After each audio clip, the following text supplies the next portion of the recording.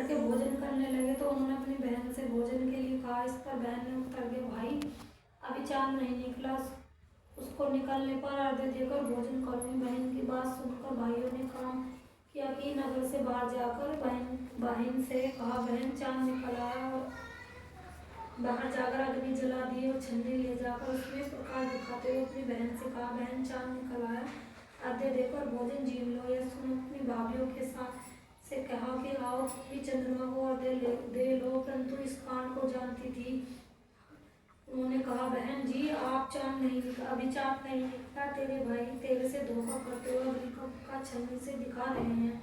भाभीयों की बात सुनकर भी उसने कुछ ध्यान न दिया और भाइयों द्वारा प्रकाश को अर्घ्य देकर भोजन कर लिया। इस प्रकार व्रत भंग करने से गणेश जी उस पर आकर्षण हो गए। इसके बाद उसका अतिशक्त बीमार हो गया। जो कुछ घर में था उसकी बीमारी में लग गया। सब उसको अपने किए हुए दोषों को पता लगा तो उसने पश्चाताप के गणेश जी की प्रार्थना करते हुए विधि विधान से चतुर्थी का व्रत आरम्भ कर दिया। श्रद्धानुसार उसका आदर करते हुए सबका आशीर्वाद ग्रहण करने में ही मन को लगा दिया। इस प्रकार उसके श्रद्धा भक्ति से कर्म को देखकर भगवान गणेश उस पर प्रसन्न हो गए और उसके पति को जीवन दान देकर उसे आरोग्य पश्चात धन संपत्ति से युक्त कर दिया। इस प्रकार कोई छल कपट को त्याग कर श्रद्धा भक्ति से गणेश चतुर्थी का व्रत करेगा, वे सब प्रकार से सुखी होते हुए क्लेश मुक्त हो जाएंगे। एक अंधी बुढ़िया थी जिसका एक लड़का और लड़के की वो बहुत गरीब थी। वह अंधी बुढ़िया बहुत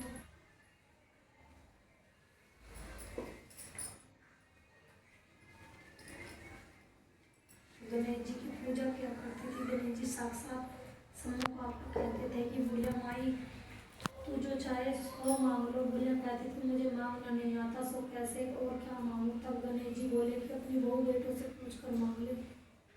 तभी बुढ़िया ने अपने पुत्रों से पूछा तो बेटा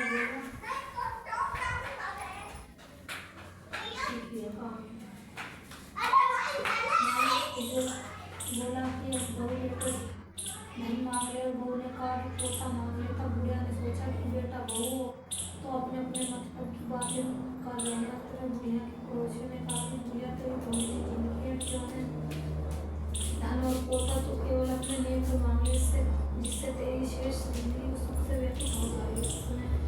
बुढ़िया ने बेटे और बहू तथा पड़ोसियों की बात सुनकर घर में जाकर सोचा, बेटा बहू और मेरा सबका भला हो, वह भी मांग लो और अपने मतलब की चीज भी मांग लो। तब दूसरे दिन श्री गणेश जी आए और बोले, बुढ़िया क्या मांगती है, हमारा वचन है तू मांगेगी सो ही पाएगी। मुझसे प्रसन्न है तो मुझे 9 करोड़ की माया दे, निरोगी काया दे, अमर सुहाग दे, आंखों में प्रकाश दे, नाथ पहुँचे दे, समस्त परिवार को सुख दे। और अंत में बोले, बुढ़िया माँ तूने मुझे ठग लिया, खैर जो कुछ तुमने मांग लिया है सभी तुझे मिलेगा। ये कहकर गणेश जी अभिमान हो गए। हे गणेश जी, जैसे बुढ़िया माँ को अनुसार सब कुछ दिया वैसे ही हम ही सबको देना और हमको भी देने की कृपया करें।